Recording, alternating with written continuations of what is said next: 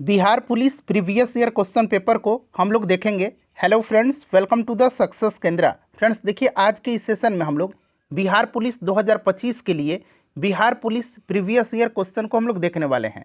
Friends बड़ा ही अच्छा level का ये क्वेश्चन पेपर है और इसमें काफ़ी इंपॉर्टेंट क्वेश्चन है और ऑलरेडी यहाँ से बिहार पुलिस के एग्ज़ाम में प्रश्न रिपीट भी हुए हैं, इसीलिए सेशन इंपॉर्टेंट है। इसको ध्यानपूर्वक पूरा देखिएगा। और देखिए, किसी भी एग्ज़ाम का प्रिपरेशन करने का सबसे बेस्ट तरीका होता है कि पहले आप उसकी प्रीवियस ईयर को बना लीजिए, क्योंकि प्रीवियस ईयर से जो है प्रश्न रिपीट होते हैं। अगर आप बिहार पुलिस 2025 की बेहतरीन तरीके से तैयारी करना चाहते हैं तो फ्रेंड्स चैनल को सब्सक्राइब कर लीजिए और जो बगल में बेल आइकन है, घंटी का निशान है, उसको ज़रूर दबा लीजिएगा, ताकि जब भी बिहार पुलिस 2025 से रिलेटेड कोई भी इंपॉर्टेंट वीडियो अपलोड किया जाए तो उसका नोटिफिकेशन सबसे पहले आपके पास पहुंच जाए। तो चलिए फ्रेंड्स, बिना देरी किए हुए सेशन आज के स्टार्ट करते हैं।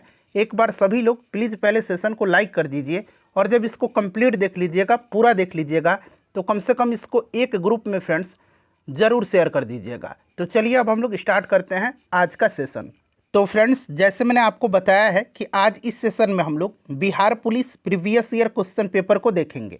फ्रेंड्स बहुत ही अच्छा लेवल का ये क्वेश्चन पेपर है और काफ़ी इंपॉर्टेंट इसमें क्वेश्चन है और यहाँ से ढेर सारे प्रश्न जो है ऑलरेडी बिहार पुलिस के एग्ज़ाम में रिपीट भी हुए हैं।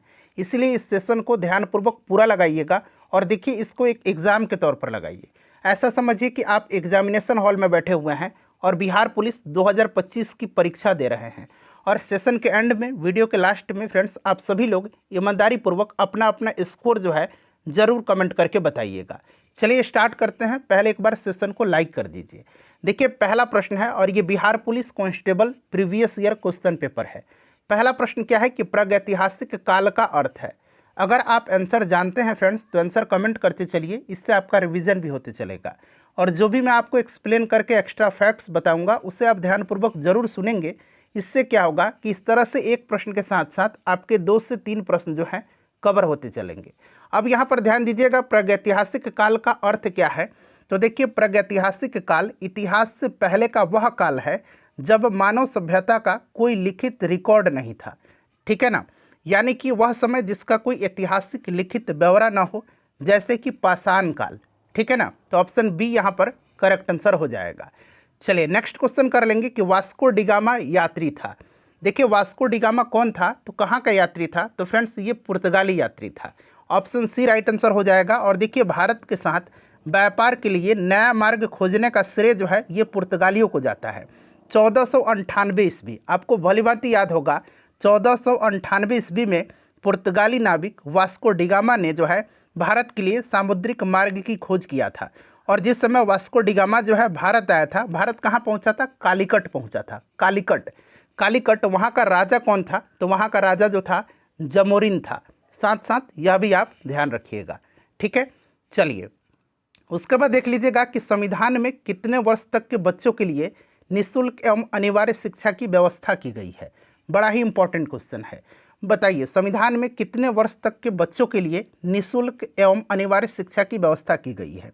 तो फ्रेंड्स ध्यान दीजिएगा, देखिए ये 86वां संविधान संशोधन आपको याद होगा।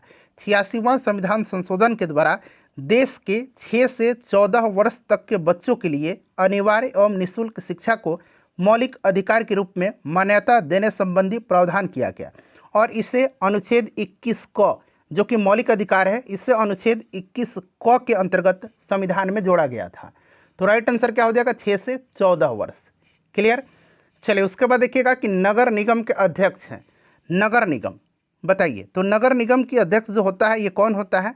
बड़े महानगरों में नगर निगम की स्थापना की जाती है जिसका अध्यक्ष मेयर यानी कि महापौर होता है। तो यहाँ पर देखिए ऑप्शन बी हो जाएगा, महापौर। चलिए उसके बाद देखिए अगला प्रश्न है कि बांग्लादेश एक स्वतंत्र राष्ट्र बना था। बांग्लादेश एक स्वतंत्र राष्ट्र कब बना था, तो देखिए फ्रेंड्स ये बना था कब, 1971 में। अच्छा, 1971 को बंगबंधु के नाम से, ध्यान रखिएगा, बंगबंधु, बंगबंधु के नाम से किसको जाना जाता है, तो शेख मुजीबुर रहमान को माना जाता है। ठीक है ना, बंगबंधु के नाम से किसको जाना जाता है, तो शेख मुजीबुर रहमान को जाना जाता है। और शेख मुजीबुर रहमान के द्वारा बांग्लादेश की स्वतंत्रता की घोषणा की गई थी। शेख मुजीबुर रहमान को बांग्लादेश का जनक भी कहा जाता है और ये बांग्लादेश के प्रथम राष्ट्रपति भी बने थे। कौन, तो शेख मुजीबुर रहमान। ठीक है ना, 1971 यहाँ पर करेक्ट आंसर हो जाएगा। देखिए 42वें संवैधानिक संशोधन द्वारा भारतीय संविधान की प्रस्तावना में निम्नलिखित विशेषता जोड़ी गई थी। देखिए ये 42वां संविधान संशोधन जो है बड़ा महत्वपूर्ण है, कई बार प्रश्न यहाँ से पूछा गया है बिहार पुलिस के एग्जाम में। देखिए 42वां संविधान संशोधन हुआ था कब, तो 1976 में, 1976 में। 42वें संविधान संशोधन को क्या कहा जाता है, इसको लघु संविधान के नाम से भी जाना जाता है, यानी कि मिनी कॉन्स्टिट्यूशन के नाम से भी जाना जाता है। और इसी के द्वारा प्रस्तावना में केवल एक बार संशोधन किया गया था, ठीक है ना। और प्रस्तावना में समाजवादी, धर्मनिरपेक्ष और अखंडता शब्द जोड़े गए थे। तो यहाँ पर ऑप्शन ए देख सकते हैं, धर्मनिरपेक्षता, ठीक है। चलिए, और देखिए इस तरह से मैंने करीब करीब 30 जो है Bihar police previous year question paper आपको कवर कराया हुआ है। जिन्होंने नहीं देखा है ज़रूर देख लीजिएगा, लिंक डिस्क्रिप्शन बॉक्स में भी मिल जाएगा, या फिर आप चैनल पर चले जाइए और मैंने प्लेलिस्ट बना दिया। देखिए सबसे पहले वीडियो मिलेगा आपको, फिर देखिए शॉर्ट का सेक्शन आता है, फिर लाइव आता है, फिर आपको प्लेलिस्ट मिल जाएगा। प्लेलिस्ट में आपको बिहार पुलिस 2025 का प्लेलिस्ट है, उसमें सारे वीडियोज आपको मिल जाएंगे। चलिए देखिएगा कि सांप्रदायिकता का अर्थ क्या है। सांप्रदायिकता का अर्थ यहाँ पर पूछा गया है कि क्या है, बताएंगे। तो देखिए फ्रेंड्स, सांप्रदायिकता जो है ना, ध्यान रखिएगा, इसका तात्पर्य उस संकीर्ण मनोवृत्ति से है जो धर्म और संप्रदाय के नाम पर पूरे समाज तथा राष्ट्र के व्यापक हितों के विरुद्ध व्यक्ति को केवल अपने व्यक्तिगत धर्म के हितों को प्रोत्साहित करने और उन्हें संरक्षण देने की भावना को महत्व देती है। तो फ्रेंड्स ये आपका धर्म के आधार पर सामाजिक विभाजन, ठीक है। चलिए उसके बाद देखिएगा कि 2011 की जनगणना के अनुसार महिला साक्षरता दर लगभग, अब यहाँ पर देखिए अप्रॉक्स में पूछा गया है, तो अप्रॉक्स में ही आपको आंसर देना, एडजेक्ट नहीं पूछा गया है, ठीक है ना। तो 2011 की जनगणना के अनुसार आपको याद होगा कि साक्षरता दर जो थी हमारी, ये 74.04% थी। इसमें पुरुष साक्षरता दर जो था ये आपका 82.14% था, और महिला साक्षरता दर 65.46% था। तो लगभग में पूछा गया है, तो यहाँ पर 65% करेक्ट आंसर हो जाएगा, ठीक है। चलिए देखिए, भारतीय राष्ट्रीय कांग्रेस के संस्थापक कौन थे। भारतीय राष्ट्रीय कांग्रेस के संस्थापक पूछा गया है। तो देखिए भारतीय राष्ट्रीय कांग्रेस की स्थापना जो है एलन ऑक्टेवियन ह्यूम, जिनको कि शॉर्ट में एओ ह्यूम कहा जाता है, इन्होंने ही 1885 में किया था, जो कि एक अंग्रेज सेवानिवृत्त प्रशासनिक अधिकारी थे ये, ठीक है। और देखिए भारतीय राष्ट्रीय कांग्रेस का प्रथम अधिवेशन जो है ये बम्बई में गोकुलदास तेजपाल संस्कृत कॉलेज के प्रांगण में WC बनर्जी के, यानी कि व्योमेश चंद्र बनर्जी की अध्यक्षता में जो है संपन्न हुआ था। और जो पहला अधिवेशन हुआ था उसमें 72 प्रतिनिधियों ने हिस्सा लिया था, ठीक है ना। तो यहाँ पर देखिएगा एओ ह्यूम और WC बनर्जी पहले अध्यक्ष थे भारतीय राष्ट्रीय कांग्रेस की अध्यक्षता करने वाले, ठीक है।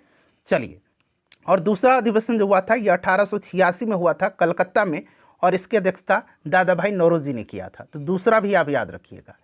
नेक्स्ट क्वेश्चन करेंगे। हाँ, उसके बाद देखिए भारत में चुनाव की सबसे छोटी इकाई क्या है। भारत में चुनाव की सबसे छोटी इकाई क्या है। तो भारत में चुनाव की सबसे छोटी इकाई ग्राम पंचायत है, जो भारत के स्थानीय स्वशासन की प्रमुख एक घटक है, ठीक है ना। तो यहाँ पर देखिएगा राइट आंसर हो जाएगा ग्राम पंचायत, ठीक है ना। अच्छा, जो पंचायत चुनाव होती है इसकी जिम्मेदारी राज्य सरकार की होती है। ग्राम पंचायत का गठन जो है ये भारतीय संविधान के आर्टिकल 40 में है, जो कि राज्य के नीति निर्देशक तत्व के अंतर्गत आता है, ठीक है। चलिए उसके बाद देखिएगा कि संयुक्त राष्ट्र के सुरक्षा परिषद के बारे में क्या सही नहीं है।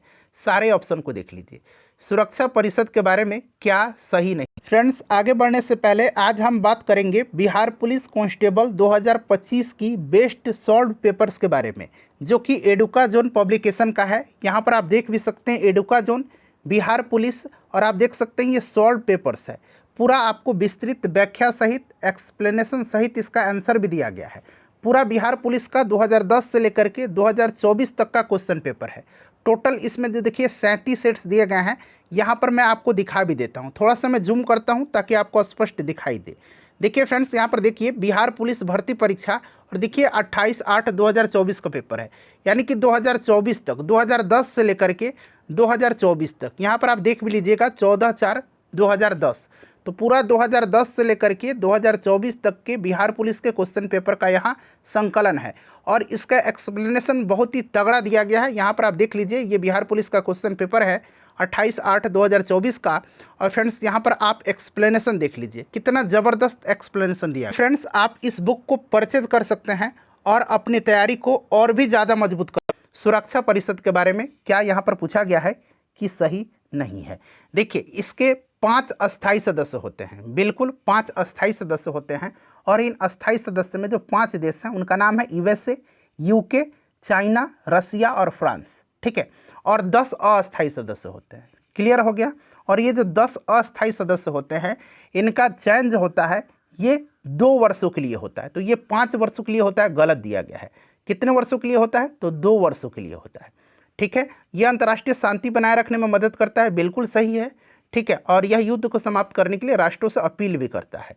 तो पूछा गया कौन सा सही नहीं है, तो ऑप्शन बी यहाँ पर बिल्कुल राइट आंसर हो जाएगा, ठीक है फ्रेंड्स। चलिए अगला प्रश्न है कि भारत की स्वतंत्रता के बाद निम्न में से कौन भारतीय गवर्नर जनरल बना था। यहाँ पर देखिए कौन भारतीय गवर्नर जनरल बना था, तो ये कौन थे स्वतंत्रता के बाद? तो फ्रेंड्स ये कौन थे बताइए? स्वतंत्रता प्राप्ति के बाद जो है लॉर्ड माउंटबेटन भारत के गवर्नर जनरल बने थे, लेकिन उसके बाद चक्रवर्ती राजगोपालाचारी, ठीक है ना। तो यहाँ पर देखिए चक्रवर्ती राजगोपालाचारी, सी राजगोपालाचारी बने थे, ठीक है। भारतीय गवर्नर जनरल बना था तो ये चक्रवर्ती राजगोपालाचारी थे। चलिए उसके बाद देखिए काफ़ी इंपॉर्टेंट क्वेश्चन है, गुट निरपेक्ष आंदोलन, जिसको कि हम लोग बोलते हैं नाम, नॉन अलाइंग मूवमेंट इसको बोला जाता है। यहीं पूछा गया है कि इसकी स्थापना से कौन नहीं जुड़ा था। अब देखिए जो ये गुट निरपेक्ष आंदोलन हुआ था इसकी स्थापना कब हुई थी? तो फ्रेंड्स ये 1961 में इसकी स्थापना हुई थी, ध्यान रखिएगा 1961 में इसकी स्थापना हुई थी। और इससे जुड़े थे कौन? तो इससे जुड़े थे युगोस्लाविया के राष्ट्रपति जोसेफ ब्रेज टिटो, ठीक है ना। तो यहाँ पर देखिए एक मार्शल टिटो का नाम दिया गया है। उसके बाद भारत के जो प्रधानमंत्री थे पंडित जवाहरलाल नेहरू, ये भी जुड़े हुए थे। उसके बाद जमाल अब्दुल नासिर, ये मिस्र के राष्ट्रपति थे, अब्दुल नासिर, ये जुड़े हुए थे, ठीक है ना। और इसमें से जो है बेनजीर भुट्टो नहीं जुड़ी हुई थी। ऑप्शन बी राइट आंसर हो जाएगा, ठीक है ना। चलिए अगला प्रश्न करिएगा, किन कारणों के आधार पर भारत में व्यक्ति मताधिकार का प्रयोग नहीं कर सकता है? बताइए किन कारणों के आधार पर? तो भारत में देखिए मानसिक रूप से जो विकृत व्यक्ति हैं वो मताधिकार का प्रयोग नहीं कर सकते हैं, क्लियर। और आपको पता है कि जो 18 वर्ष या इससे अधिक उम्र के व्यक्ति हैं उसकी जाति, शिक्षा, धर्म, रंग, प्रजाति और आर्थिक परिस्थितियों के बावजूद भी वोट देने के लिए वे स्वतंत्र हैं। इस तरह का कोई भी प्रतिबंध नहीं होता है। तो गरीबी रेखा से नीचे हो वो दे सकते हैं, वयस्क हैं, विकलांग हैं, सब दे सकते हैं। ऑप्शन ए हो जाएगा। चलिए उसके बाद देखिएगा कि भारत में अभियुक्त को दी गई फांसी की सज़ा को निरस्त करने का अधिकार किसके पास है? फांसी की सज़ा को निरस्त करने का अधिकार जो है ये किसके पास है? तो फ्रेंड्स ये जो है अंतिम रूप से इस सज़ा को निरस्त करने का अधिकार भारत के राष्ट्रपति के पास होता है, इंडिया के प्रेसिडेंट के पास होता है। और राष्ट्रपति को क्षमादान की शक्ति जो है ये किस अनुच्छेद में है? अनुच्छेद 72 में है। इसी आर्टिकल का ये प्रयोग करते हैं, ठीक है। तो राइट आंसर हो जाएगा राष्ट्रपति, क्लियर। चलिए देखिए ब्रिटिश प्रधानमंत्री ग्रैनविले ने स्टाम्प एक्ट किस वर्ष में पारित किया था? मैंने स्टाम्प एक्ट के बारे में आपको कई बार बताया था। स्टाम्प एक्ट को पारित कब किया गया था? तो ये 1765 में किया गया था। और इस एक्ट के तहत उत्तरी अमेरिका जो उपनिवेशों थे उन पर सभी मुद्रित सामग्री पर डायरेक्ट टैक्स लगाया गया था, प्रत्यक्ष कर लगाया गया था। और उस समय प्रधानमंत्री ब्रिटेन के ग्रैनविले थे। ब्रिटिश संसद ने स्टाम्प एक्ट को पारित किया था, ठीक है ना। चलिए रॉलेट एक्ट पूछा गया है कि कब पारित हुआ था? रॉलेट एक्ट कब पारित हुआ था? तो रॉलेट एक्ट पारित हुआ था कब? तो फ्रेंड्स 1919 में, ठीक है ना, जिसको कि काला कानून भी कहा जाता है। और इस एक्ट के तहत भारत में ब्रिटिश सरकार द्वारा किसी भी संदेहास्पद व्यक्ति, ठीक है ना, उस पर मुकदमा चलाया जा सकता था, उसको जेल में भी बंद किया जा सकता था, ठीक है ना। तो ये आपका 1919 में रॉलेट एक्ट जो है ये पारित हुआ था, ठीक है। चलिए उसके बाद देखिए राजा राम मोहन राय ने किस सामाजिक बुराई को खत्म करने के लिए संघर्ष किया था? बताइए। राजा राम मोहन राय ने, तो राजा राम मोहन राय ने जो है ये सती प्रथा था इसको प्रतिबंधित करने में महत्वपूर्ण भूमिका निभाई थी। और राजा राम मोहन राय के प्रयास से ही जो है लॉर्ड विलियम बेंटिक ने जो है 1829 में लॉर्ड विलियम बेंटिक ने सती प्रथा को प्रतिबंधित किया था, अवैध घोषित किया था, ठीक है ना। तो सती प्रथा राइट आंसर हो जाएगा। राजा राम मोहन राय ने जो है ब्रह्म समाज की स्थापना किया था, ये भी आप ध्यान रखिएगा, ठीक है ना। चलिए भारत में इनको पत्रकारिता का अग्रदूत भी कहा जाता है, राजा राम मोहन राय को। चलिए अगला प्रश्न करेंगे कि भारत में पुर्तगाली उपनिवेश की राजधानी गोवा बनाने वाला व्यक्ति कौन था? भारत में पुर्तगाल उपनिवेश की राजधानी गोवा बनाने में किसका योगदान था? बताइए। तो फ्रेंड्स यहाँ पर थोड़ा सा ध्यान दीजिएगा। देखिए ये जो था ना इसका नाम था अल्बुकर्क, ठीक है ना। और अल्बुकर्क जो था इसने बीजापुर के शासक यूसुफ आदिल शाह से जो है 1510 ईस्वी में 1510 ईस्वी में जो है गोवा छीन लिया, ठीक है ना, और इसे अपनी राजधानी बनाया था। तो यहाँ पर देखिए अल्बुकर्क राइट आंसर हो जाएगा, अल्फांसो द अल्बुकर्क, ठीक है। 1510 में इसने जो है गोवा छीना था किससे? यूसुफ आदिल शाह से। देखिए अंग्रेजी सरकार द्वारा किस ईस्वी में सूती वस्त्रों पर आयात कर को हटा लिया गया था? अब देखिए एक प्रश्न और इसी तरह का है। एक प्रश्न है कि कब, मतलब किस ईस्वी में ब्रिटिश सरकार ने इंग्लैंड में मुद्रित सूती वस्त्र, जिसको कि छींट कहा जाता था, CHINTZ, जिसको कि छींट कहा जाता था, छींट, ठीक है ना, एक तरह का एक ये कढ़ाई वाला मुद्रित वस्त्र था सूती, ठीक है ना। इसके प्रतिबंध पर, इसके प्रयोग पर जो है प्रतिबंध लगाने के लिए एक कानून बनाया था, ठीक है ना, ब्रिटिश सरकार ने 1720 में। और इस अधिनियम को कैलिको अधिनियम के रूप में जाना जाता है, इस अधिनियम को कैलिको अधिनियम के रूप में जाना जाता है, ठीक है ना, कैलिको, तो याद रखिएगा। बट यहाँ पर प्रश्न है कि अंग्रेजी सरकार द्वारा किस ईस्वी में सूती वस्त्रों के पर आयात कर हटा लिया गया था? तो ये आयात कर हटाया गया था 1881 में। दरअसल हुआ था क्या, 1881 से पहले भारत में सूती वस्त्रों पर आयात कर लगाया जाता था, जिससे ब्रिटिश सूती वस्त्रों को भारत में आयात करना महंगा होता था। बट 1881 में जब ब्रिटेन की सरकार ने इस कर को हटा लिया, तब क्या हुआ कि ब्रिटिश सूती वस्त्रों की कीमत भारत में कम हो गई, और इससे जो है सूती वस्त्रों की भारत में बाढ़ आ गई, जिससे भारतीय सूती वस्त्र उद्योग को काफ़ी नुकसान हुआ था, ठीक है। देखिए मध्यकालीन समय कब से कब शताब्दी तक को कहा जाता है? मध्यकालीन। अब देखिए अधिकतर प्रयोग में जो आती है वो आता है 6ठी शताब्दी से लेकर के 16वीं शताब्दी तक, 6ठी शताब्दी से लेकर, बट यहाँ पर 8वीं लिखा गया है, 6ठी से लेकर के आपकी 16वीं शताब्दी तक ज़्यादातर प्रयोग में होता है। दूसरी परिभाषा भी है मध्यकालीन युग का, जो कि 13वीं से 18वीं शताब्दी तक माना जाता है, बट ज़्यादातर होता है 6ठी से 16वीं। तो इसमें से देखिएगा ज़्यादा सुटेबल ऑप्शन बी हो जाएगा, ठीक है। चलिए उसके बाद देखिएगा कि सन 1857 की क्रांति की शुरुआत हुई थी। फ्रेंड्स अगर सेशन पसंद आ रहा है तो प्लीज़ लाइक करिए, हमारा सपोर्ट करिए, सब कुछ मैं आपको फ्री में यहाँ पर उपलब्ध करवाता हूँ, ठीक है। चलिए 1857 की क्रांति की शुरुआत कहाँ से हुई थी? तो फ्रेंड्स ये मेरठ से हुई थी 10 मई 1857 को, 10 मई 1857 को, ठीक है, इसको ध्यान रखिएगा। अच्छा बिहार में इसका नेतृत्व किसने किया था? तो बाबू कुंवर सिंह ने किया था, ठीक है। चलिए नेक्स्ट क्वेश्चन करेंगे कि मगध राज्य की प्राचीनतम राजधानी क्या थी? मगध की प्राचीनतम राजधानी, तो देखिए मगध की प्राचीनतम राजधानी जो थी ये राजगिरी हुआ करती थी। 16 महाजनपदों में ये मगध जो था सबसे शक्तिशाली महाजनपद था। इसकी प्राचीनतम राजधानी राजगिरी थी, या फिर गिरिब्रज भी आपको कहीं कहीं दे देगा, गिरिब्रज भी याद रखिएगा, ठीक है ना, गिरिब्रज या राजगिरी, ठीक है। चलिए उसके बाद देखिएगा कि मनुष्य द्वारा पहली बार नियोलिथिक युग में पालतू बनाया जाने वाला पशु कौन था? अच्छा देखिएगा नियोलिथिक, इसका अर्थ होता है हिंदी में नवपाषाण, ठीक है ना, नवपाषाण, क्लियर, ध्यान रखिएगा। यह ऐसा प्रागैतिहासिक युग है, ठीक है ना, जब मनुष्य ने पत्थर के औजार को पॉलिश करना और कृषि करना सीख लिया था। तो इसमें जो है सबसे पहले कुत्ता को जो है पालतू बनाया गया था, ठीक है। देखिए मुगल काल का पतन शुरू हुआ था। मुगल काल का पतन जो है वास्तविक रूप से अगर हम बात करते हैं तो औरंगजेब की मृत्यु के बाद ही इसका पतन शुरू हो गया था, ठीक है। तो देखिए मुगल काल का पतन आधुनिक काल से शुरू हुआ था, और देखिए औरंगजेब की मृत्यु के बाद मुगल काल का लगातार पतन होना आरंभ हो गया था, ठीक है ना। और किसी तरह जो है अंतिम मुगल बादशाह बहादुर शाह जो जफर थे, बहादुर शाह द्वितीय, 1857 ईस्वी तक चला था, ठीक है ना। तो यहाँ पर देखिए आधुनिक काल होगा। चलिए अच्छा मुगल काल की बात आई हुई है, तो मुगल काल का जो बात है तो आपको याद होगा कि सबसे पहले मुगल वंश की स्थापना किसने किया था भारत में? तो बाबर ने किया था, ठीक है ना। चलिए उसके बाद देखिएगा कि नियोलिथिक युग का अर्थ क्या है? तो अभी मैंने आपको बताया था नियोलिथिक का मतलब है नवपाषाण।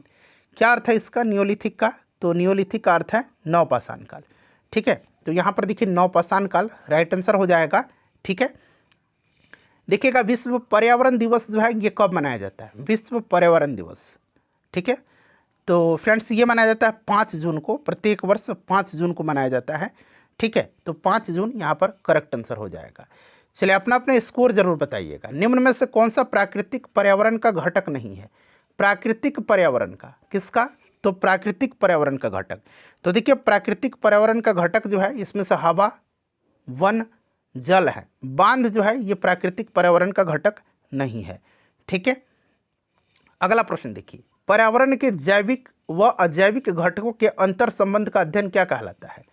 पर्यावरण के जैविक और अजैविक घटकों के बीच अंतर संबंध का अध्ययन जो है ये क्या कहलाता है? तो फ्रेंड्स इसको इकोलॉजी बोला जाता है, इसको पारिस्थितिकी बोला जाता है। ठीक है, और पारिस्थितिकी में जीवों और उनके पर्यावरण के बीच अंतः क्रियाओं और संबंधों का अध्ययन किया जाता है, जिसमें कि जैविक और अजैविक घटकों के बीच परस्पर संबंध शामिल होता है। तो ऑप्शन ए राइट आंसर हो जाएगा। ठीक है, चलिए उसके बाद देखिएगा कि जलप्रपात का निर्माण निम्न में से किस कारक द्वारा होता है? जलप्रपात का निर्माण, जलप्रपात का निर्माण निम्न में से किस कारक के द्वारा होता है? तो देखिए जलप्रपात का निर्माण जो होता है ना, ये नदी के द्वारा होता है। जब किसी स्थान पर नदियों का जल ऊंचाई पर स्थित खड्डे यानी कि ढाल के रूप में ऊपरी भाग से अधिक वेग से नीचे गिरती है, तब जो है जलप्रपात निर्मित होता है। ठीक है, चलिए उसके बाद देखिएगा कि बिंदु जहां भूकंप की उत्पत्ति होती है क्या कहलाता है? भूकंप की उत्पत्ति होती है उसको क्या बोला जाता है? तो फ्रेंड्स इसको हाइपोसेंटर बोला जाता है, इसको हाइपोसेंटर बोला जाता है, या फिर इसको कहिए फोकस भी कहा जाता है। ठीक है ना, इसको फोकस भी कहा जाता है, इसको हाइपोसेंटर भी बोला जाता है, अवकेंद्र इसको बोला जाता है। ठीक है ना, तो यहाँ पर करेक्ट आंसर यहाँ पर क्या हो जाएगा फ्रेंड्स, फटाफट बता दीजिए। तो फ्रेंड्स ये आपका भूकंप केंद्र हो जाएगा। ठीक है ना, भूकंप केंद्र हो जाएगा। भूकंप का फोकस यानी कि भूकंप का हाइपोसेंटर पृथ्वी की सतह के नीचे का वह बिंदु है जहां से भूकंप शुरू होता है, जबकि ऊपरी केंद्र एपी सेंटर इसको बोलते हैं। एपी सेंटर यहाँ मैं लिख देता हूँ, ऊपरी केंद्र एपी सेंटर। ठीक है ना, एपी सेंटर पृथ्वी की सतह पर इसके ठीक ऊपर का स्थान होता है। ठीक है ना, पृथ्वी की सतह पर जो भूकंप केंद्र है उसके ऊपर का जो पृथ्वी के केंद्र पर जगह होता है उसको हम लोग ऊपरी केंद्र यानी कि एपी सेंटर बोलते हैं। ज्वालामुखी के मुख को क्या बोलते हैं? ज्वालामुखी के मुख को, तो ज्वालामुखी के मुख को हम लोग क्या बोलते हैं? क्रेटर बोलते हैं। और यह ज्वालामुखी शंकु के शीर्ष पर स्थित कटोरे के आकार के गड्ढा होता है, जिससे कि ज्वालामुखी से लावा, गैस और राख बाहर निकलती है। तो ये आपका क्रेटर हो जाएगा। ठीक है, चलिए नेक्स्ट क्वेश्चन है हमारा कि निम्न में से कौन सा जो है पुनर्व्यवीकृत संसाधन नहीं है? पुनः व्यवीकृत यानी कि फिर से इसका जो है प्रयोग नहीं किया जा सकता है, एक तरह से कह सकते हैं। ठीक है, तो और इसको हम लोग जो है नवीकरणीय संसाधन नहीं है, इस तरह से कह सकते हैं, और नवीकरणीय है। ठीक है ना, तो देखिए इसमें अगर हम बात करते हैं तो लॉ एस्क, ये लॉ एस्क जो है ना, लॉ एस्क यह नवीकरणीय संसाधन नहीं है, पुनर्व्यवीकृत संसाधन ये नहीं है, नवीकरणीय नहीं है, ये अनवीकरणीय है। ठीक है ना, बाकी देखिए सौर ऊर्जा, वन, ये सब होते हैं आपके। ठीक है ना, तो ऑप्शन डी हो जाएगा। भारत के पश्चिमी तट पर स्थित राज्य जिसकी तट रेखा सबसे लंबी है, पश्चिमी तट पर बताइए, पश्चिमी तट पर ध्यान रखना है, पश्चिमी तट पर जो है ये गुजरात है, जिसकी तट रेखा सबसे लंबी है, तो ये गुजरात आपका करेक्ट आंसर हो जाएगा। ठीक है, चलिए देखिएगा कि जैविक संसाधन का एक उदाहरण बताइए, जैविक संसाधन का एक उदाहरण कौन सा है इसमें से? तो जैविक संसाधन में आपका जितने भी वन है, समस्त वन उत्पाद हैं, ये सब आ जाएंगे, तो यहाँ पर वन हो जाएगा जैविक संसाधन। ठीक है, चलिए उसके बाद देखिए शहर जो भारत का cotton polish, cotton polish, polish मतलब जो है कॉटन पॉलिश का मतलब यहाँ पर कहा गया है कि आपका जो कपास नगरी है, पॉलिश मतलब नगर। ठीक है ना, तो कॉटन नगर के रूप में जाना जाता है, वह कौन सा है? तो कॉटन पॉलिश के रूप में जाना जाता है बम्बई को, मुंबई को भारत का कॉटन पॉलिश के नाम से जाना जाता है। ठीक है ना, और देखिए फ्रेंड्स भारत में पहली सूती वस्त्र मिल 1854 में यहीं पर स्थापित किया गया था। ठीक है, 1854 में। जानवर जो पेरियार राष्ट्रीय उद्यान में मुख्यतः संरक्षण में है वह कौन सा जानवर है? पेरियार राष्ट्रीय उद्यान कहाँ पर है? तो फ्रेंड्स देखिएगा केरल में है। कहाँ पर स्थित है? ये केरल में है, और खास करके यहाँ पर जो है बाघ और हाथी को संरक्षण दिया गया है। तो यहाँ पर देखिए हाथी दिया गया है। ठीक है ना, अच्छा प्रोजेक्ट एलिफेंट, प्रोजेक्ट हाथी की शुरुआत कब हुई थी? ये बन सकता है प्रश्न, 1992 में, और प्रोजेक्ट टाइगर की शुरुआत 1973 में। ठीक है, चलिए भूकंप से संबंधित अध्ययन क्या कहलाता है? भूकंप से संबंधित अध्ययन को क्या बोला जाता है? तो फ्रेंड्स इसको सिस्मोलॉजी बोला जाता है, सिस्मोलॉजी बोला जाता है। ठीक है, सिस्मोलॉजी। जबकि भूकंपीय तरंगों को किस यंत्र के द्वारा रेखांकित किया जाता है? तो सिस्मोग्राफ के द्वारा। ठीक है, बट ये अध्ययन सिस्मोलॉजी कहलाता है। चलिए देखिएगा कि निम्न में से कौन नदी की निक्षेपण क्रिया के द्वारा बनता है?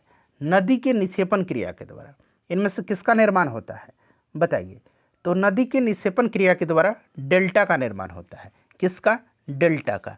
ठीक है, डेल्टा नदी के निक्षेपण क्रिया के द्वारा बनता है, नदी अपने मुहाने के पास या निर्गम बिंदु के पास अत्यंत धीमी गति से बहती है, जिससे नदी कई छोटी छोटी धाराओं में बंटकर अपने साथ लाए गए ठोस पदार्थों का तल में जमाव करने लगती है, जिससे कि डेल्टानुमा एक भूमि का निर्माण होता है। ठीक है, चलिए उसके बाद देखिएगा कि यहाँ पर देखिए, अब थोड़ा सा ध्यान दीजिएगा, मेरे हिसाब से इसमें जो है ना ऑप्शन में सही नहीं दिया गया है। धात्री अंश, धात्री अंश से जो आपका इसका जो संधि करेंगे ये आपका क्या बनेगा, धात्री अंश से बनेगा आपका धात्रंश। ठीक है ना, धात्रंश बनेगा। और 9 प्लस इक, ये इंक नहीं है, ये हटा दीजिए, 9 प्लस इक जो होगा ये बनाएगा नाविक। ठीक है ना, तो धात्रियंश यहाँ पर जो है ये वाला नाविक तो सही है, बाकी नाविक कहीं पर नहीं दिया गया है। ठीक है ना, अब यहाँ पर देखिए, यहाँ पर देखिए धात्रियंश जो है इस तरह से बनेगा धात्रियंश। तो यहाँ पर धात्रियंश जो है यहाँ तो दिया गया बट इसमें मेल नहीं खा रहा है, नायक दिया गया है, नौइक दिया गया है, तो ये इस तरह से आप इसको याद रख लीजिए डायरेक्टली। ठीक है ना, चलिए उसके बाद अगला प्रश्न है कि अंशुमाली समास का बहुविग्रह अंशुमाली समास का विग्रह सहित समास। ठीक है ना, अंशुमाली समास का विग्रह सहित भेद बताना है। अब देखिए अंशुमाली का मतलब क्या होता है, अंशुमाली का मतलब क्या होगा बताइए, मतलब किरण है माला जिसकी, अंशु का मतलब किरण होता है, किरण है माला जिसकी अर्थात सूर्य की बात हो रही है, तो अंशु है माला जिसकी अर्थात सूर्य, और ये बहुव्रीहि समास है क्योंकि एक विशेष अर्थ यह प्रकट कर रहा है। चलिए उसके बाद देखिएगा कि नी उपसर्ग से बने शब्दों का सही समूह कौन सा है, इसमें से कौन सा समूह जो है नी उपसर्ग से बना है बताइए। उपसर्ग पहले आता है, प्रत्यय बाद में आता है। ठीक है ना, तो यहाँ पर आपका राइट आंसर क्या हो जाएगा फ्रेंड्स, फटाफट बता दीजिए। तो यहाँ पर देखिएगा तो करेक्ट आंसर जो होगा फ्रेंड्स ये आपका हो जाएगा ऑप्शन नंबर बी, निबंध, निषेध, निर्धन, निस्तेज। ठीक है, चलिए इनमें संबोधन कारक का शुद्ध रूप कौन सा है, तो संबोधन कारक, संबोधन कारक की अगर परिभाषा की बात करें तो ऐसे कारक जिनके माध्यम से संज्ञा और सर्वनाम के रूप में किसी को बुलाने, पुकारने और बोलने का बोध कराया जाता है। जैसे अक्सर आपने प्रधानमंत्री जी को सुना होगा भाइयों और बहनों। ठीक है ना, तो एक तरह का ये संबोधन कारक है, तो इसमें भाइयों और बहनों तो सब लिखा गया है, बट कौन सा इसमें से सही है, तो भाइयों और बहनों। ठीक है ना, चलिए यह लड़की बहुत सुंदर है, वाक्य में लड़की शब्द क्या है, यह लड़की बहुत सुंदर है। देखिए लड़की शब्द यहाँ पर एक पद है, यह संज्ञा यानी कि नाउन के रूप में प्रयुक्त हुआ है, और वाक्य में किसी व्यक्ति यानी कि लड़की को निर्दिष्ट कर रहा है। ठीक है, चलिए उसके बाद देखिएगा आ बैल, खाली स्थान दे रखा है, इस ये जो है लोकोक्ति है, आपको इसको पूरा करना। आ बैल खेत जोत, नहीं ये कोई मुहावरा नहीं है। आ बैल चारा खा, गाड़ी चला, नहीं। आ बैल मुझे मार, आ बैल मुझे मार, तो ये कंप्लीट हो जाएगा आ बैल मुझे मार। ठीक है, चलिए गुरु का स्त्रीलिंग रूप बनाने वाला प्रत्यय क्या है, गुरु का स्त्रीलिंग रूप बनाने वाला प्रत्यय पूछा गया है, तो गुरु से गुरुवाइन बनता है ना। ठीक है, तो यहाँ पर हो जाएगा ऑप्शन नंबर सी। ठीक है, चलिए देखिएगा विश्व व्यापार संगठन का मुख्यालय कहाँ पर स्थित है, ये आपसे पूछा गया है। अच्छा, विश्व व्यापार संगठन, वर्ल्ड ट्रेड ऑर्गेनाइजेशन, इसकी स्थापना कब हुई थी, तो 1995 में हुई थी, 1995 में हुई थी। ठीक है ना, 1 जनवरी 1995 को। इसका हेडक्वार्टर जो है स्विट्जरलैंड के जेनेवा में है। ठीक है ना, 1995। ठीक है, चलिए उसके बाद देखिएगा कि भारतीय क्रिकेट खिलाड़ी जिससे हाल ही में, अब देखिए ये 2012 में जो है, ये उस समय का हो सकता है करंट का क्वेश्चन होगा, 2012 में पूछा गया है कि किस भारतीय क्रिकेट खिलाड़ी को राज्यसभा का सदस्य मनोनीत किया गया था, तो उस समय 2012 में सचिन तेंदुलकर जी को किया गया था। ठीक है ना, और सचिन तेंदुलकर को भारत रत्न कब दिया गया था, तो 2014 में। ठीक है ना, 2014 में। ठीक है, चलिए उसके बाद नेक्स्ट क्वेश्चन है हमारा कि अंतरिक्ष में जाने वाली पहली भारतीय महिला कौन थी, भारतीय मूल की महिला, तो ये कौन थी, तो फ्रेंड्स ये कल्पना चावला थी। ठीक है ना, कल्पना चावला, ऑप्शन ए। चलिए उसके बाद देखिएगा कि सरस्वती सम्मान पुरस्कार किस क्षेत्र में विशिष्ट कार्य के लिए दिया जाता है। देखिए सरस्वती सम्मान जो दिया जाता है ना, ये आपको दिया जाता है साहित्य के क्षेत्र में, और ये के बिरला फाउंडेशन के द्वारा दिया जाता है, और इसकी शुरुआत जो हुई थी 1991 में हुई थी, और पहली बार यह अवार्ड जो है, यह पुरस्कार हरिवंश राय बच्चन को दिया गया था 1991 में। तो ध्यान रखिएगा साहित्य के क्षेत्र में। लंदन ओलंपिक 2012 में भारत द्वारा कितने मेडल जीते गए थे, अब आपको लंदन नहीं, आपको पेरिस वाला ओलंपिक याद रखना है। पेरिस ओलंपिक में भारत ने टोटल कितने पदक जीते थे? तो 6 पदक जीते थे पेरिस ओलंपिक में, ठीक है ना। पेरिस ओलंपिक वाला याद रखिएगा, पेरिस में भारत ने 6 पदक जीते थे, जिसमें से एक आपका जो था सिल्वर था, एक आपका सिल्वर था, ठीक है ना, और 5 आपका ब्रॉन्ज मेडल था, 5 आपका ब्रॉन्ज मेडल था, ठीक है ना। तो टोटल 6 ध्यान रखना है आपको। क्लियर है? अच्छा, अगला ओलंपिक जो होगा ये कब होगा? तो 2028 में होगा। कहाँ पर? लॉस एंजलिस में होगा, ठीक है ना, यूएसए के लॉस एंजलिस में होगा। तो ये सारे पॉइंट आपको ध्यान रखना है। देखिए, रहमतुल्लाह कप जो है ये पूछा गया है किस खेल से जुड़ा हुआ है, किस खेल से रहमतुल्लाह कप संबंधित है? तो रहमतुल्लाह कप जो है ये आपका बैडमिंटन से संबंधित है, ठीक है ना, बैडमिंटन से। चलिए देखिए, मनुष्य ने चंद्रमा पर पहली बार किस वर्ष में पैर रखा था? मनुष्य ने चंद्रमा पर किस वर्ष जो है पैर रखा था? तो 1969 में, 1969 में जो है आपको याद होगा कि नील आर्मस्ट्रॉन्ग चंद्रमा पर कदम रखने वाले पहले व्यक्ति बने थे, नील आर्मस्ट्रॉन्ग, ठीक है ना, 1969 में। चलिए उसके बाद देख लीजिएगा कि something is wrong with one of this singular plural set, यानी कि इस साइड सिंगुलर होगा और इस साइड प्लूरल इसका दिया होगा। तो पूछा गया इनमें से कौन सा सेट जो है गलत है, रॉन्ग है। तो अब यहाँ पर देखिएगा मिनिमम जो है ये सिंगुलर है, इसका प्लूरल मिनिमा होता है। उसके बाद देखिए स्टिमुलस का होगा, स्टिमुलस का ये गलत दिया गया है, स्टिमुलस का होगा स्टिमुलाई, क्या होता है? स्टिमुलाई होता है, ये आपका प्लूरल होता है, तो ये गलत दे रखा है। उसके बाद देखिएगा सिम्फोसियम का, ये सिम्फोसिया सही दिया गया है, रेडियस का रेडियाई दिया गया है, ये सही दिया गया है। तो कौन सा स्टेट गलत है? तो ऑप्शन बी होगा, ठीक है। चलिए चूज द करेक्ट सेंटेंस, इसमें से सही सेंटेंस कौन सा है ये आपसे पूछा जा रहा है, बताएंगे इसमें से सही सेंटेंस कौन सा दिया गया है। तो फ्रेंड्स देखिए इसमें से सही दिया गया Mohan is the tallest student in the class, ये वाला सेंटेंस बिल्कुल गलत है, मतलब करेक्ट है, ठीक है ना, बिल्कुल ये करेक्ट है। चलिए उसके बाद देखिएगा कि which of the following, which of these is feminine gender of blond, यानी कि इसका आपका बताना है ब्लॉन्ड का। तो इसका ब्लॉन्ड का ब्लॉन्ड ही होता है, बट स्पेलिंग चेंज हो जाता है, BLONDE हो जाता है, ठीक है ना। ऑप्शन यहाँ पर बी राइट आंसर हो जाएगा, ठीक है।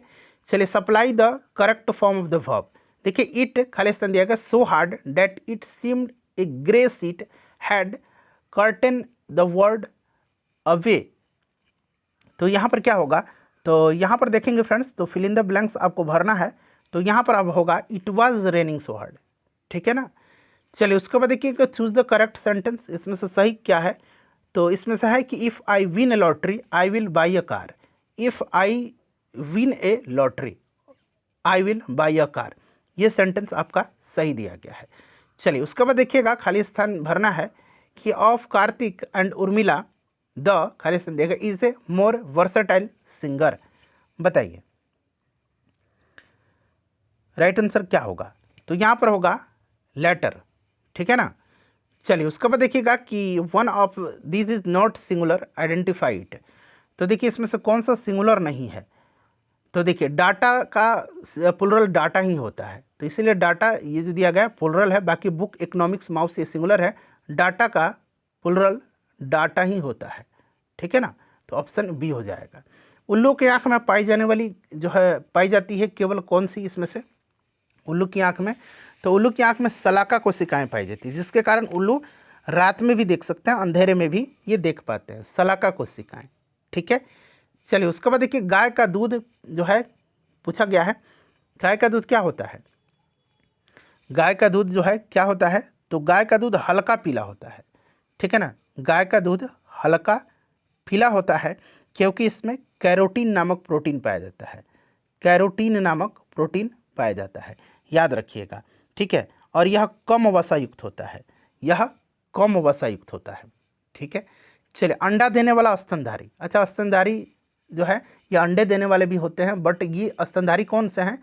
तो ये एक्सेप्शन के तौर पर नाम याद रखिएगा, ये आपका कौन सा है? तो इसमें से एक तो आपका इकडीना हो जाएगा, और एक याद रखिएगा एक आपका प्लेटिपस है, ठीक है ना, प्लेटिपस, प्लेटिपस और एक्डीना, प्लेटिपस और एक्डीना ये जो है अंडा देने वाला स्तनधारी है, दोनों नाम याद रखिएगा, ठीक है। चलिए द्वितीय महायुद्ध के अंतिम चरण में परमाणु बम विस्फोट से कौन सा शहर सबसे ज़्यादा प्रभावित हुआ था? तो परमाणु बम कहाँ पर गिरा था आपको याद होगा, ठीक है ना, कहाँ पर? तो हिरोशिमा पर और नागासाकी पर। तो यहाँ पर देखिए हिरोशिमा प्रभावित हुआ था सबसे ज़्यादा, 6 अगस्त 1945 को लिटिल बॉय के नाम से गिरा था हिरोशिमा पर, और 9 अगस्त 1945 को नागासाकी पर फैटमैन नाम का एटम बम अमेरिका ने गिराया था। ठीक है, चलिए उसके बाद देखिएगा कि इनमें से कौन घरेलू अपशिष्ट जैव अनिम्नीकरणीय नहीं है। ध्यान से, कौन सा घरेलू अपशिष्ट जैव अनिम्नीकरणीय नहीं है, बताइए। तो राइट आंसर यहाँ पर क्या हो जाएगा, करेक्ट आंसर, जल्दी जल्दी बताइए। करेक्ट आंसर यहाँ पर क्या होगा फ्रेंड्स, तो देखिएगा इसमें से जो करेक्ट आंसर हो जाएगा ये कागज हो जाएगा। ये जैव निम्नीकरणीय है, ये अनिम्नीकरणीय नहीं, ये जैव निम्नीकरणीय है। प्लास्टिक की थैली अनिम्नीकरणीय है, अल्युमिनियम कांच ये अनिम्नीकरणीय है। ठीक है, चलिए अगला प्रश्न करेंगे कि शैवाल, जल पक्षी, बड़ी मछली। ध्यान से, शैवाल, जल पक्षी, बड़ी मछली और छोटी मछली से बनी आहार श्रृंखला में डीडीटी का सांद्रण किस जीव में सबसे अधिक होगा। डीडीटी का सांद्रण जो है सबसे ज़्यादा किस में होगा। तो देखिए सबसे ज़्यादा सांद्रण तो सभी में होगा, थोड़ा बहुत इफेक्ट तो सब पर पड़ेगा, बट इसमें से देखिएगा सबसे ज़्यादा सांद्रण ये जल पक्षी में होगा, जल पक्षी में होगा। ठीक है ना, सबसे ज़्यादा जल पक्षी में होगा। चलिए, डीडीटी कीटनाशक है। फफूंदी जो है ये क्या है, फफूंदी, इसको कवक भी कहा जाता है, कवक को मृतोपजीवी कहा जाता है। ये प्रश्न कई बार इधर देख रहे हैं बिहार के एग्जाम में रिपीट किया गया है। कवक एक मृतोपजीवी है, यानी कि जो अपना भोजन सड़े गले मृत कार्बनिक पदार्थों से प्राप्त करता है। ठीक है, चलिए उसके बाद देखिएगा कि एडिटिव भोजन में होते हैं। अब देखिए अंग्रेजी वर्ड यूज किया गया, एडिटिव, यानी कि खाने योग्य। ठीक है ना, तो खाने योग्य भोजन में क्या होते हैं, तो खाने योग्य भोजन में जो है यह आपके रोगनाशक एवं खनिज दोनों होते हैं। रोगनाशक, ठीक है ना, रोगनाशक, ठीक है, और खनिज दोनों होते हैं। ठीक है, ध्यान रखिएगा। चलिए, किस प्रकार के परिवहन से पौधे में ऊर्जा प्राप्त होती है, तो खनिज के परिवहन से। ठीक है ना, खनिज के परिवहन से ऊर्जा की प्राप्ति होती है।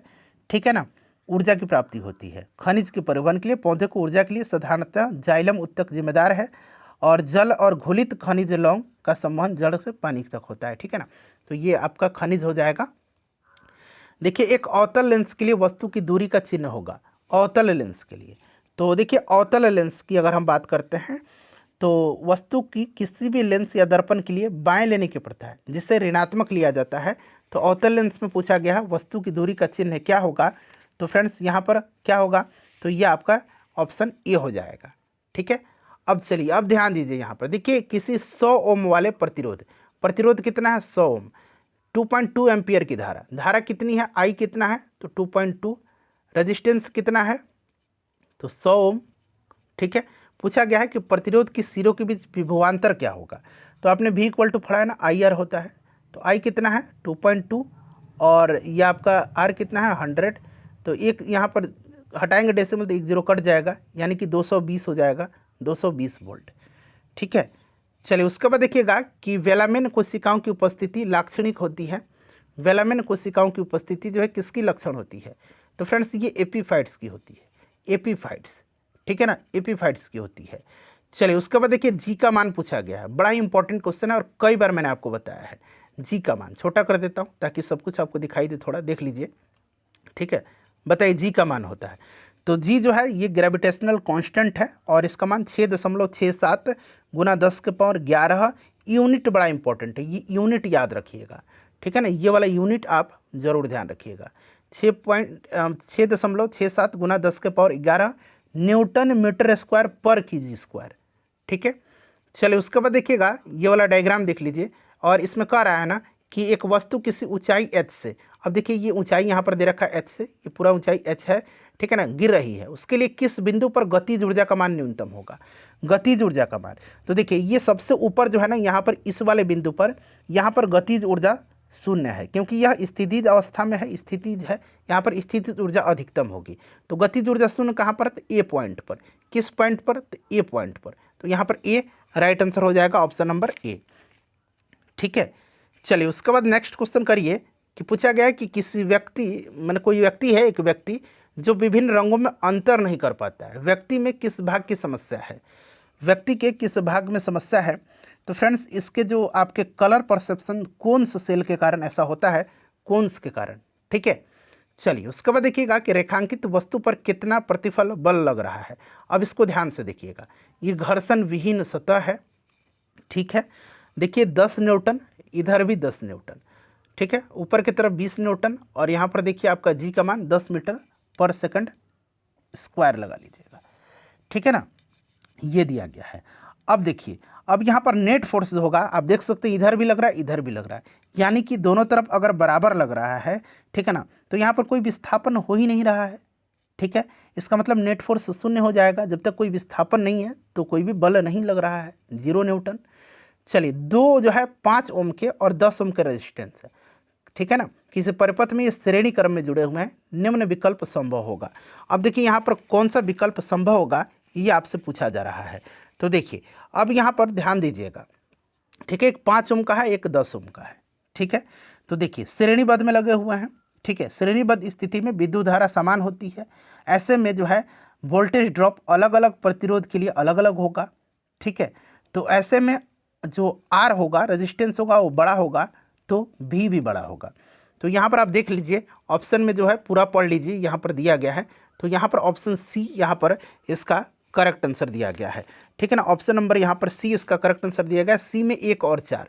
अब देखिए एक में क्या है, दोनों प्रतिरोध के बीच विभवांतर अलग अलग होगा और 10 ओम प्रतिरोध के लिए विभवांतर 5 ओम वाले प्रतिरोध से दुगुना होगा, यानी मैंने बताया ना कि भी बड़ा होगा। देखिए निम्न में से कौन सा तारामंडल अप्रैल महीने में आकाश के उत्तरी भाग में दिखाई देती है, उत्तरी भाग में, तो यह आपका बृहत सप्तर्षि तारामंडल है, सप्तर्षि तारामंडल, ठीक है, बृहत सप्तर्षि। चलिए देखिएगा, किसी आवृत्ति बारंबारता सारणी के मध्यिका को आलेखीय विधि से निकालने के लिए सहायता लिया जाता है, बताइए क्या होगा यहाँ पर आंसर इसका। तो फ्रेंड्स किसका सहायता लिया जाता है, तो ये सहायता लिया जाता है आपका आवृत्ति वक्र का, ठीक है। चलिए उसके बाद देखिएगा कि जब किसी वस्तु को ऊर्ध्वाधर ऊपर फेंका जाए तब उच्चतम बिंदु पर वेग का मान क्या होगा। उच्चतम बिंदु पर वेग का मान जो है ये क्या हो जाएगा, 0 हो जाएगा सबसे ऊपर, ठीक है ना, किसी वस्तु को फेंक करके देखिए। चलिए उसके बाद देखिएगा कि 10 सेंटीमीटर की फोकस दूरी के उत्तल लेंस, ध्यान से इसको बनाना है, 10 सेंटीमीटर फोकस दूरी का उत्तल लेंस और 20 सेंटीमीटर फोकस दूरी का अवतल लेंस, ठीक है, को समान अक्षीय स्थिति में सटा करके रखा जाता है, तो संयुक्त लेंस क्या होगा। अब देखिए यहाँ पर उत्तल लेंस की क्षमता जो है ये कितना होगा, तो देखिए क्या होता है बताइए। तो फ्रेंड्स ये पॉजिटिव होता है, ठीक है, और अवतल लेंस की जो क्षमता होती है, पावर ऑफ लेंस की जो होती है क्षमता, ये निगेटिव होती है। तो देखिए 10 सेंटीमीटर फोकस दूरी और 20 सेंटीमीटर की फोकस दूरी, क्लियर। और देखिए पावर ऑफ लेंस जो होता है ना ऑलवेज मीटर में होता है, तो P इक्वल टू क्या होता है 1/f होता है, ठीक है। और ये फोकस दूरी हमेशा मीटर में जब भी हम निकालेंगे ना तो इसको ध्यान रख के आप निकाल लीजिएगा, मीटर में ही रखने पर ज़्यादा अच्छा होगा। तो यहाँ पर 10 सेंटीमीटर दिया गया, इसको हम मीटर में बदलेंगे तो कितना हो जाएगा, 1/, इसको मीटर में बदल दीजिए तो ये 100/10 हो जाएगा ना। तो यानी कि ये आपका 10 डायोप्टर आ गया, पॉजिटिव हो गया, ठीक है। इसका निकालिए तो इसका भी वही होता है अवतल का 1/f, तो इसको भी हम करेंगे तो आपका 100/20 हो जाएगा, यानी कि 1 0 से 1 0 कट गया और 2 5 10, बट ये -5 डायोप्टर होगा। अब दोनों को अगर हम संयुक्त करते हैं तो एक +10 है और एक क्या है -5 है, ठीक है। अब इसको सॉल्व करेंगे तो कितना आ जाएगा 10 और ये माइनस हो जाएगा ना, फिर भी ये +5 डायोप्टर होगा। अगर प्लस में आ रहा है यानी कि यह उत्तल लेंस है, मैंने बताया ना कि उत्तल लेंस होता है, इसका जो आपका पावर ऑफ लेंस होगा उत्तल का ये पॉजिटिव में होता है, यानी कि ये उत्तल की तरह व्यवहार करेगा, उत्तल लेंस का काम कर रहा है, क्लियर हो गया। चलिए उसके बाद देखिएगा कि एक शून्येतर परिमेय और एक अपरिमेय संख्याओं का गुणनफल अपरिमेय अवश्य होगा। मैथ के क्वेश्चन शुरू हो रहे हैं और इनका मैं फटाफट आपको आंसर बताते चल रहा हूँ, ठीक है ना। चलिए तो यहाँ पर आपका ऑप्शन ए हो जाएगा, कथन सत्य है, ठीक है ना, कह रहा है कि एक शून्येतर परिमेय और अपरिमेय संख्याओं का गुणनफल अपरिमेय होगा, ये कथन जो है आपका यहाँ पर सत्य कह रहा है। चलिए ये गोला दिया गया है, इसका क्षेत्रफल दे रखा है, तो इसका आयतन पूछा गया है कि क्या होगा। गोला का क्षेत्रफल दे रखा है तो यहाँ पर आपसे आयतन पूछा जा रहा है कि इसका आयतन क्या होगा, तो इसका आयतन जो होगा फ्रेंड्स ये ऑप्शन सी में है, ठीक है, ऑप्शन सी हो जाएगा, ठीक है। चलिए उसके बाद देख लीजिएगा यहाँ पर पूछा गया है तो इसका राइट आंसर क्या हो जाएगा इसमें से, तो फ्रेंड्स यहाँ पर जो है 5/7 जो होगा, एक मिनट रुक जाइए, 84 का, हाँ 25 यहाँ पर है ना, 25 49, यानी कि 5/7 ये स्क्वायर से निकालेंगे तो ये हो जाएगा आपका। चलिए 85 का जो आंसर आ जाएगा वो आपका ऑप्शन सी हो जाएगा। उसके बाद देखिए ये वाला 86 का, तो 86 का करेक्ट आंसर क्या होगा फ्रेंड्स? 86 का ऑप्शन डी हो जाएगा। चलिए 87 का, तो 87 का देखेंगे तो -5 आ जाएगा। 88 का देख लीजिए, 88 का जो करेक्ट आंसर होगा फ्रेंड्स वो आपका MN आ जाएगा, ठीक है ना। चलिए सारा PDF मैं आपको दे दूंगा, जितना भी मैं आपको कराऊंगा ना सारा PDF है मेरे पास, सारा एक ही बार आपको सेंड कर दूंगा टेलीग्राम पर। चलिए 89 का जो राइट आंसर हो जाएगा फ्रेंड्स वो आपका N पूछा गया है, समय अंतराल, तो ये 2 वर्ष हो जाएगा। चलिए 90 का जो राइट आंसर होगा वो आपका आ जाएगा कितना, तो पूछा गया एंगल C 90 डिग्री का, ठीक है ना। चलिए अब देखिए ये आपका डायरेक्टली NCERT का क्वेश्चन है, और इस बार बिहार के जो टीचर का परीक्षा हो रहा था BPSC टीचर का, उसमें 2-3 बार ये पूछा गया। खाद्य पदार्थों के डब्बे पर जिंक के बजाय टीन का लेप होता है, कारण पूछा गया है, क्यों होता है? तो देखिए फ्रेंड्स, खाद्य पदार्थ के डिब्बों पर जिंक के बजाय टीन का लेप होता है क्योंकि टीन की अपेक्षा जो है जिंक ज़्यादा अभिक्रियाशील होता है, इसीलिए जिंक का प्रयोग नहीं किया जा सकता है, ठीक है ना। टीन की अपेक्षा जिंक जो है, टीन की अपेक्षा जिंक अधिक क्रियाशील होता है, इसीलिए जिंक का प्रयोग नहीं किया जाता है, टीन का प्रयोग किया जाता है। नाभिकीय ऊर्जा गृह में कौन सा ईंधन जो है इस्तेमाल किया जाता है नाभिकीय ऊर्जा गृह में? तो फ्रेंड्स ये किया जाता है आपको यूरेनियम 235 का, ठीक है ना, यूरेनियम 235 का। चलिए ये देखिएगा, ये पूछा गया है कि यौगिक कौन सा है, तो इस यौगिक को बोलते हैं क्रोमियम सल्फेट। इस तरह से देखिए क्रोमियम और ब्रैकेट में इस तरह से 3 सल्फेट, और ये है आपका ये वाला, ठीक है, ऑप्शन बी Cr2SO4 का होल 3, ठीक है। चलिए प्राकृतिक रबड़ निम्न का बहुलक है, प्राकृतिक रबड़ जो है ये आपका आइसोप्रीन का, ठीक है ना। तो यहाँ पर देखिए आइसोप्रीन हो जाएगा। देखिए निम्न में से किसमें कणों के आधार पर जो है अधिरोधी क्रम में होता है? 1 मिनट रुक जाइए, हाँ पूरा दिख रहा है आपको। तो देखिए इसमें से आपका हो जाएगा सबसे बड़ा निलंबन, ठीक है, फिर आपका कोयलाडी, फिर आपका वास्तविक, ऑप्शन ए, ठीक है। चलिए अगला प्रश्न है कि यहाँ पर न्यूट्रॉन की संख्या पूछा गया है, तो न्यूट्रॉन की संख्या कितनी हो जाएगा? तो आप इसमें से 14 में से 6 को घटा लीजिएगा, ठीक है ना, तो 8 यहाँ पर न्यूट्रॉन की संख्या आ जाएगा। चलिए देखिएगा कि जब तनु हाइड्रोक्लोरिक अम्ल का लौह चूर्ण पर जो है डाला जाता है तो कौन सी गैस निकलती है? जब तनु HCl को लौह चूर्ण पर डाला जाता है तो कौन सी गैस निकलती है? तो फ्रेंड्स ये गैस हाइड्रोजन गैस है, ठीक है ना, हाइड्रोजन गैस निकलती है, इसको आप ध्यान रखिए। कौन सी गैस निकलती है? तो फ्रेंड्स ये आपका हाइड्रोजन गैस निकलती है, ठीक है। चलिए उसके बाद नेक्स्ट क्वेश्चन है हमारा कि सूर्य में उपस्थित नाभिकीय ईंधन क्या है? सूर्य में उपस्थित नाभिकीय ईंधन क्या है बताइए? तो देखिए सूर्य की ऊर्जा का स्रोत नाभिकीय संलयन है, ठीक है ना, नाभिकीय संलयन, जिसमें हाइड्रोजन के 2 नाभिक मिलकर के नाभिकीय संलयन की क्रिया द्वारा हीलियम नाभिक का निर्माण करते हैं, ठीक है ना, हीलियम नाभिक का निर्माण करते हैं। तो हाइड्रोजन ईंधन है, और ये अब बताया था ना आपको कि आपको 2 नाभिक मिलकर के हाइड्रोजन के नाभिकीय संलयन क्रिया द्वारा हीलियम नाभिक का निर्माण करते हैं, ठीक है। निम्न में से कौन सा जैव मात्रा ऊर्जा का स्रोत नहीं है? इसमें से ऊर्जा का स्रोत कौन सा नहीं है? तो देखिए लकड़ी भी है, गोबर भी है, कोयला, हाइड्रोजन नहीं है, ठीक है ना। चलिए उसके बाद देखिएगा यहाँ पर देखिए जैव मात्रा पूछा गया, जैव मात्रा, ठीक है ना, जैव मात्रा, तो हाइड्रोजन गैस जैव मात्रा स्रोत नहीं है। जैव मात्रा का इसमें ऊर्जा का स्रोत लकड़ी, गोबर, कोयला है। हाइड्रोजन ऊर्जा का स्रोत है, बट जैव मात्रा ऊर्जा यहाँ पर पूछा गया है, ठीक है ना। हाइड्रोजन को भविष्य का ईंधन कहा जाता है। चलिए उसके बाद देखिए आखिरी क्वेश्चन है कि पदार्थ का सबसे छोटा कण जो पदार्थ की सब विशेषता बताता है वो क्या है? पदार्थ का सबसे छोटा कण जो स्वतंत्र अस्तित्व में सक्षम है और मूल पदार्थ के गुणों को बनाए रखता है, यह आपका अणु कहलाता है। फ्रेंड्स अपना स्कोर बता दीजिएगा ईमानदारी पूर्वक, सेशन को लाइक कर दीजिए और इसको शेयर कर दीजिएगा।